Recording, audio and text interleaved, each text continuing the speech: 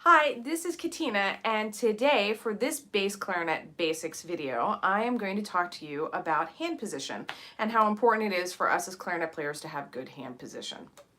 So before I do that though, I have to shut my door because I had cats in my room and they needed to leave.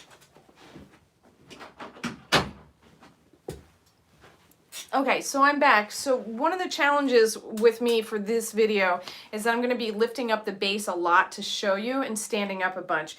Now I do have an excellent, and I can't believe I didn't think of it until now, I have one of these extra long bass clarinet pegs that you can use so you can actually stand up and then the bass will be up here with you while you're standing, which is really cool. So, but I don't have that right now. It is in my closet, and if anybody knows me, they know I can't, look for anything in my closet because there's a ton of other stuff in there. So similar to a B-flat clarinet, you do want a nice curved hand position. So we talk about not having tense fingers, but you do need a little bit of tension, otherwise you won't be able to move your fingers, right? It'll just be totally, relaxed and flopping around. So you do want to have this nice curve in here. You can see it well in this hand up here. Now for bass, in general, you don't want to be flattening out this finger, but sometimes I'll see students flatten this one out, and that actually makes it really hard to press that key down. So if you can, curve it back a little bit so that you have a little bit more leverage in there, that'll help. We don't have to spend so much time covering the holes with the pads of our fingers like you do on a B-flat clarinet, because you have these pads already covering the holes for you because the holes are too big for our fingers to cover. So really, it's just keeping your curved hand position so that you have power in your fingers, which you do need with bass, and so that you can play faster. One of the other things I love about playing bass is that these pads here are on a spring mechanism, and let that spring work for you. So when you're lifting up your fingers, you can let that spring just sort of pop your fingers up. Now I was going to say off, but you don't want to fling your hands off. Bass is a great one because you can keep your hand position all the time because you always feel it under your fingers.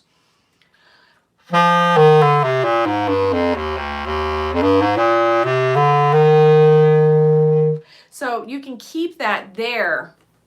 Unlike the B-flat, if you keep them too close, you're actually going to cover those holes and play those notes.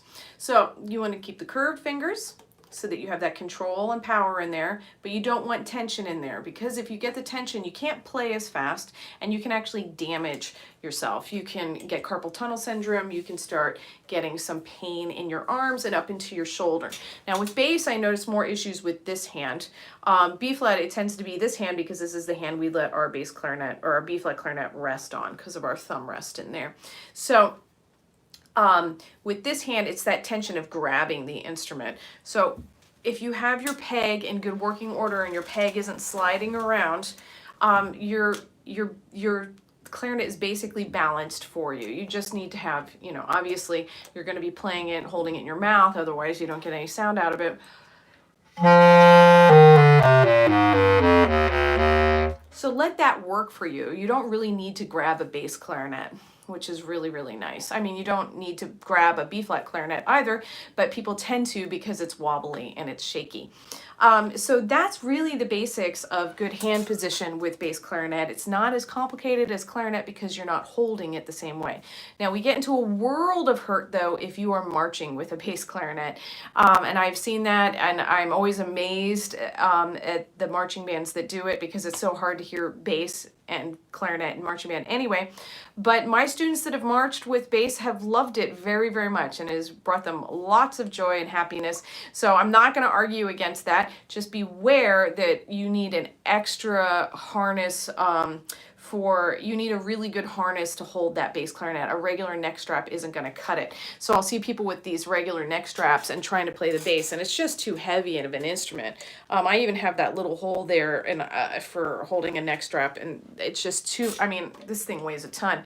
So, and then I'll see people swing it around like a bass clarinet or like a tenor saxophone also when they march. So that's all not fantastic, but it's marching band. We do it for the social aspect, not for the high quality music aspect the same way. If we were all in drum corps and we played, trumpet, it would be a different conversation entirely. So just be aware that if you're using a neck strap with bass, that's a lot of weight on your neck. So I actually suggest a shoulder harness, and there are places that make the shoulder harnesses there too, so you can play and not have all that tension in your hands.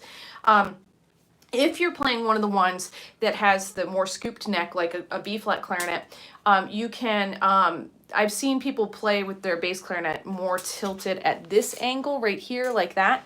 And I don't play like that. That's a lot of heaviness on my hands. And if you're using a neck strap, that's a lot of weight on your neck. But I've definitely seen people do that. And I'm interested in talking to some professionals that play that way. Just because to me, that seems like it's a lot of extra weight that you're holding and playing with. And if you're holding that weight, I can see it's different. It would be difficult to actually play really fast. That's it for me with bass clarinet hand position. Has anybody had any questions? I don't see any questions so far. I see Radu said hi, so hi. Normally we have a lot of questions. My busiest live stream is actually the B-flat clarinet live stream on Fridays at 4. So if you have questions for B-flat, meet me there, and you can ask them here as well, because a lot of times we double on B-flat and bass. If you have any questions about hand position that you missed during this video and you're watching it later, go ahead and put in the comment section and I will answer you eventually. Thanks for watching. Bye. I'm trying to turn it off. There it is.